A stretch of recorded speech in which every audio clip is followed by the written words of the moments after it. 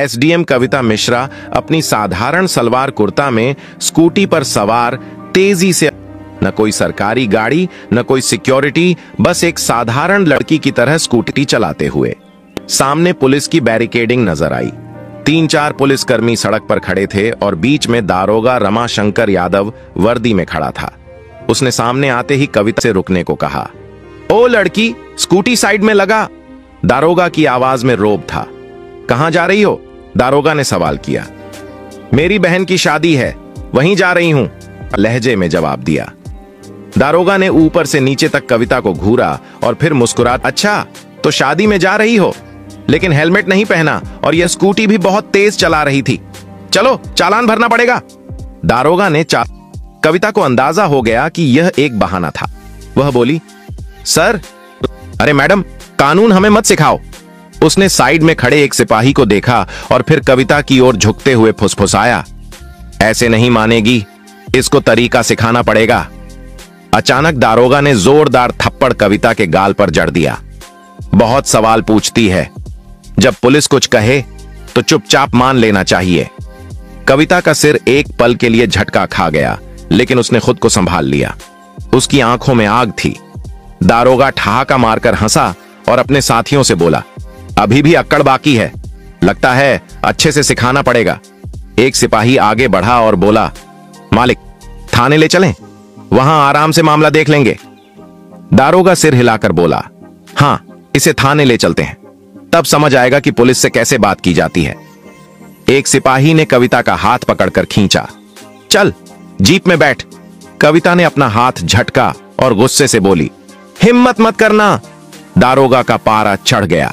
उसने अपने एक आदमी से कहा, इसका घमंड तोड़ो।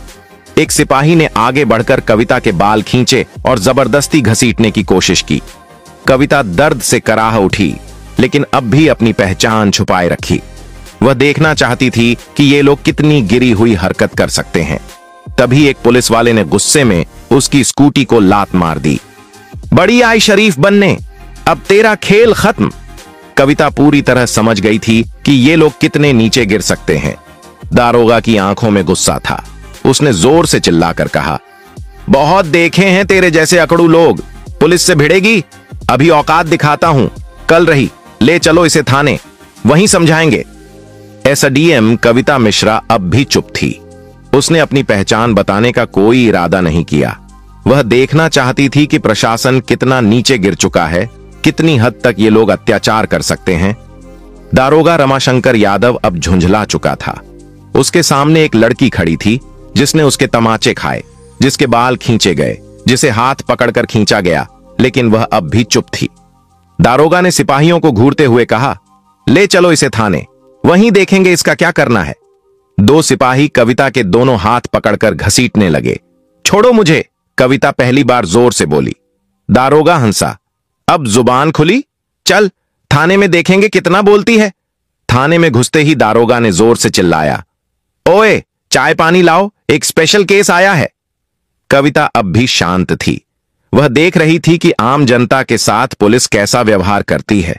दारोगा ने अपने जूनियर से फुसफुसाकर कहा, सुन, किसी तरह इस पर कोई केस डाल दो। सिपाही बोला, क्या केस सर? दारोगा हंसा, कोई भी चोरी झेपतराशी, बस अंदर डालना है। कविता सब सुन रही थी, लेकिन अब भी कोई प्रतिक्रिया नहीं दी। दारोगा टेबल पर बैठ गया और कलम घुमाते हुए बोला, नाम बता, घर का पता बता। कविता चुप रही। दारोगा ने फिर से पूछा, नाम क्या है? कविता अब भी चुप रही। दारोगा ने मेज पर जोर से हाथ मारा, सुनाई नहीं देता तुझे? नाम बता अपना। रेखा त्रिपाठी। कविता ने झूठा नाम बताया। दारोगा हंसा, बहुत समझदार है तू, लेकिन ज्यादा चालाकी मत कर वरना बड़ी गलती होगी। कविता को जबरदस्ती लॉकअप में डाल दिया गया। एक गंदा बदबूदार कमरा जहां पहले से 2 महिलाएं बैठी थीं। क्या किया तूने? एक औरत ने पूछा। कुछ नहीं, कविता ने हल्की मुस्कान दी। अब वह देख रही थी कि प्रशासन कितना गंदा हो चुका है।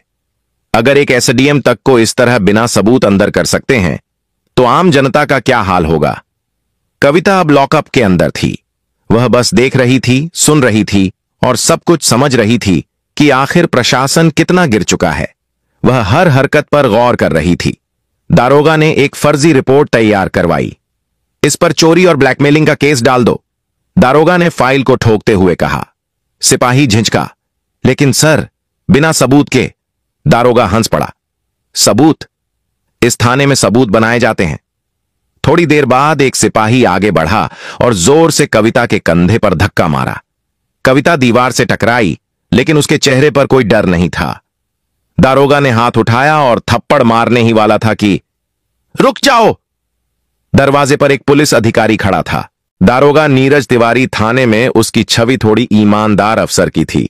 उसने थाने के अंदर की महिलाओं को देखा।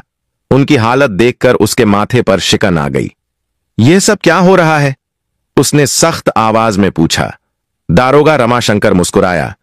कुछ नहीं सर, एक सड़क छाप लड़की ज्यादा होशियारी दिखा रही है, जरा सबक सिखा रहे हैं। नीरज तिवारी ने गौर से कविता को देखा। उनके हाव भाव किसी साधारण महिला जैसे नहीं थे। इसका क्या जुर्म है?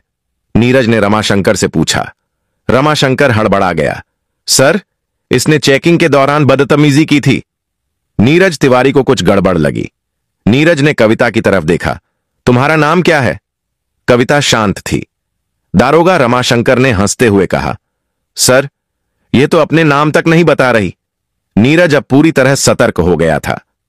ठीक है, इसे दूसरी कोठरी में डालो, उसने सिपाही को आदेश दिया। रमाशंकर हैरान रह गया। सर, लेकिन मैं देखूंगा कि यह कौन है, नीरज तिवारी ने सख्ती से कहा। नीरज तिवारी के आदेश पर कविता को एक दूसरी कोठरी में डाल दिया गया। यह कोठरी पहली से भी ज्यादा अंधेरी और गंदी थी। कविता ने चारों तरफ नजर दौड़ाई। कमरे में एक टूटा हुआ टेबल और एक जंग लगा लोहे का रॉड पड़ा था। कविता अब इस प्रशासन का गंदा चेहरा और गहराई से देख रही थी। यह सिस्टम कितना गिर चुका है। उनका हर मिनट का अनुभव यह साबित कर रहा था कि कानून सिर्फ कागजों में ही था। अचानक एक सिपाही भागते हुए आया। सर, एक बड़ी गाड़ी बाहर खड़ी है। रमाशंकर चौंका। गाड़ी? कौन आया है? सिपाही ने घबराकर कहा। सर, गाड़ी सरकारी है।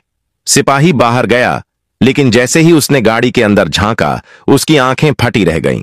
सिपाही हड़बड़ाते हुए अंदर आया और धीरे से बोला, सर, वो क्या हुआ? कौन है? रमाशंकर झुंझला उठा। सिपाही ने कांपते हुए कहा, सर, डीएम साहब। रमाशंकर का चेहरा सफेद पड़ गया। नीरज तिवारी भी चौकन्ना हो गया। अब मामला बहुत बड़ा हो चुका था। डीएम साहब ने थाने में कदम रखा। उनकी आंखों में गुस्सा था। उन्होंने रमाशंकर की ओर देखा और कड़क आवाज में पूछा, दारोगा रमाशंकर, क्या चल रहा है यहां?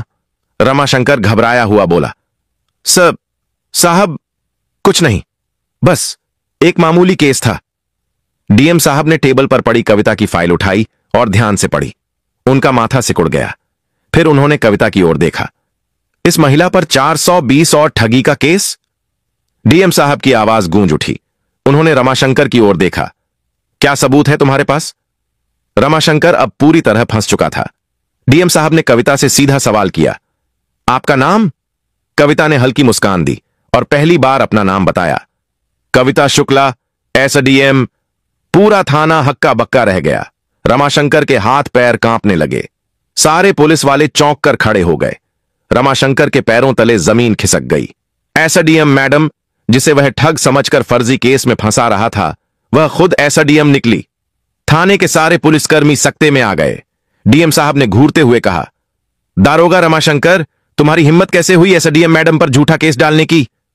रमाशंकर कुछ बोलने ही वाला था कि नीरज तिवारी ने तेज आवाज में कहा, सर, मैंने पहले ही कहा था कि कुछ गड़बड़ है। अब रमाशंकर अकेला पड़ चुका था। कविता ने अब अपना असली रुख दिखाया। उन्होंने शांत लेकिन सख्त आवाज में कहा, दारोगा रमाशंकर, तुम सस्पेंड हो। तुम्हारे खिलाफ विभागीय जांच होगी और तुम पर केस दर्ज किया जाएगा। रमाशंकर के होश उड़ गए। सारे पुलिसकर्मी अब रमाशंकर से दूरी बनाने लगे। नीरज तिवारी ने तुरंत हवलदार को आदेश दिया, रमाशंकर को हिरासत में लो। जैसे ही हवलदार रमाशंकर को पकड़ने आगे बढ़ा, अचानक रमाशंकर ने जेब से एक कागज निकाला। उसने मुस्कुराते हुए कहा, लेकिन यह देखिए। उसने वह कागज हवा में लहराया। डीएम साहब और एसडीएम कविता ने उसे ध्यान से देखा। रमाशंकर ने ठहाका लगाया, यह रहा मेरा ट्रांसफर ऑर्डर। 3 दिन पहले ही मेरा ट्रांसफर हो चुका है, तो अब आप मुझे सस्पेंड नहीं कर सकती। थाने में फिर से सन्नाटा छा गया। कविता ने कागज अपने हाथ में लिया और गौर से पढ़ा। क्या यह असली है? डीएम साहब ने कड़े स्वर में पूछा। डीएम साहब ने नीरज तिवारी की ओर देखा और बोले, इस कागज की तुरंत जांच करो। अगर यह असली निकला तो भी रमाशंकर का निलंबन रोका नहीं जा सकता। रमाशंकर की हंसी अचानक गायब हो गई, क्योंकि अगर कोई भी सरकारी कर्मचारी ट्रांसफर के बाद भी गलत गतिविधियों में शामिल होता है तो उस पर कार्रवाई की जा सकती है। अब रमाशंकर की हालत बिगड़ने लगी। नीरज तिवारी तुरंत ऑनलाइन सिस्टम में रमाशंकर का रिकॉर्ड चेक करने लगे। नीरज ने सिर उठाया और कहा, सर, यह कागज असली है, लेकिन रमाशंकर ने अभी कार्यभार नहीं सौंपा था। मतलब यह कि रमाशंकर अब भी इस थाने का प्रभारी था और उसी दौरान उसने यह सब किया था। अब कोई भी रमाशंकर को बचा नहीं सकता था। एसडीएम कविता ने सीधी नजर रमाशंकर पर डाली और कहा, अब तुम्हारी असली जगह तुम्हारी अपनी जेल में होगी। गिरफ्तार करो इसे। डीएम साहब ने आदेश दिया। जैसे ही रमाशंकर को गिरफ्तार करने का आदेश हुआ, पूरा थाना हिल गया। रमाशंकर को पहली बार एहसास हुआ कि अब वह बच नहीं सकता, लेकिन अचानक उसने कहा, ठहरिए एसडीएम मैडम, मैं अकेला नहीं हूं। रमाशंकर ने हंसते हुए कहा, मैडम, क्या आपको लगता है कि इस थाने में सिर्फ मैं भ्रष्ट हूं? उसने थाने के बाकी पुलिस वालों की तरफ इशारा किया और कहा, ये सब मेरे साथ हैं। पूरी कड़ियां ऊपर तक जुड़ी हैं। थाने के कुछ पुलिस वाले घबराने लगे। नीरज तिवारी भी चौकन्ने हो गए। एसडीएम कविता ने डीएम साहब की तरफ देखा और कहा, इस पूरे थाने की जांच की जाएगी। अब कोई भी सुरक्षित नहीं है। डीएम साहब ने तुरंत आदेश दिया, एंटी भ्रष्टाचार पुलिस टीम को बुलाया जाए। अब पूरे थाने में हड़कंप मच गया। जैसे ही टीम ने जांच शुरू की, कुछ पुलिस वालों के चेहरे पीले पड़ने लगे। एक हवलदार आगे आया और एसडीएम मैडम के सामने हाथ जोड़कर बोला, मैडम, मुझे माफ कर दीजिए, मैं सिर्फ आदेशों का पालन कर रहा था। तभी अचानक एक पुलिस वाले ने फाइल निकाली और कहा, मैडम, हमारे बड़े साहब भी इसमें शामिल हैं। कौन बड़े साहब? डीएम साहब ने गुस्से में पूछा। पुलिस वाले ने डरते डरते जवाब दिया, एसएसपी साहब। अब पूरा मामला ऊपर तक जुड़ चुका था। थाने में सन्नाटा छा गया। डीएम साहब ने गहरी सांस ली और फिर सख्त आवाज में बोले, इस थाने का पूरा स्टाफ तत्काल प्रभाव से निलंबित किया जाता है। जैसे ही यह आदेश मिला, थाने के पुलिस वालों के होश उड़ गए। कुछ पुलिस वाले अपने फोन निकालकर किसी को कॉल करने लगे। कुछ लोग चुपचाप सिर झुकाकर खड़े हो गए, तो कुछ दारोगा भी बचने का रास्ता ढूंढ रहे थे, लेकिन कोई नहीं बच सकता था। एसडीएम कविता ने डीएम साहब की तरफ देखा और बोली, अब हमें एसएसपी साहब से भी जवाब लेना होगा। डीएम ने तुरंत आदेश दिया, एसएसपी को अभी बुलाया जाए। अब इस मामले ने पूरे जिले में हलचल मचा दी थी। थाने के बाहर कुछ पत्रकार गुप्त रूप से खड़े थे। जैसे ही उन्हें भनक लगी कि पूरा थाना सस्पेंड हो चुका है, वे तुरंत खबर फैलाने लगे। अब मामला खुलकर सामने आने वाला था। तभी एक काले शीशे वाली गाड़ी थाने के सामने आकर रुकी। एसएसपी साहब खुद आ गए थे। एसएसपी साहब थाने पहुंचे। उन्होंने चारों तरफ नजर दौड़ाई। पूरा थाना सस्पेंड हो चुका था। उन्होंने गुस्से में कहा, यह क्या नाटक चल रहा है? लेकिन एसडीएम कविता शांत थी। उन्होंने एसएसपी की आंखों में देखते हुए कहा, आपको लगता है कि आप बच जाएंगे? नीरज तिवारी ने एसडीएम को एक फाइल दी। यह फाइल एसएसपी साहब के भ्रष्टाचार के सबूतों से भरी थी। कविता ने ठोस आवाज में कहा, एसएसपी साहब, यह देखिए आपके सारे काले कारनामे। अब एसएसपी के चेहरे से पसीना टपकने लगा। डीएम साहब ने आदेश दिया, एसएसपी को तुरंत गिरफ्तार करो। अब पूरी पुलिस फोर्स हैरान थी। इतने बड़े अधिकारी को पहली बार किसी ने खुली चुनौती दी थी। जैसे ही एसएसपी की गिरफ्तारी हुई, पूरा मामला हिल गया। अब यह मामला राज्य स्तर तक पहुंच गया था। मुख्यमंत्री ने तुरंत आदेश दिया, जिले के सभी भ्रष्ट अधिकारी गिरफ्तार किए जाएं। इस आदेश के बाद 40 से ज्यादा पुलिस अधिकारी, 10 से ज्यादा आईएएस अफसर और कई राजनेता गिरफ्तार कर लिए गए। एसडीएम कविता की ईमानदारी ने सिस्टम को हिला दिया था। पूरे जिले में एक नया प्रशासन लाया गया। भ्रष्टाचार पर अब कड़ी नजर रखी जाने लगी। अब एसडीएम कविता का मिशन पूरा हो चुका था। उन्होंने दिखा दिया कि ईमानदारी से पूरा सिस्टम बदला जा सकता है। जय हिंद।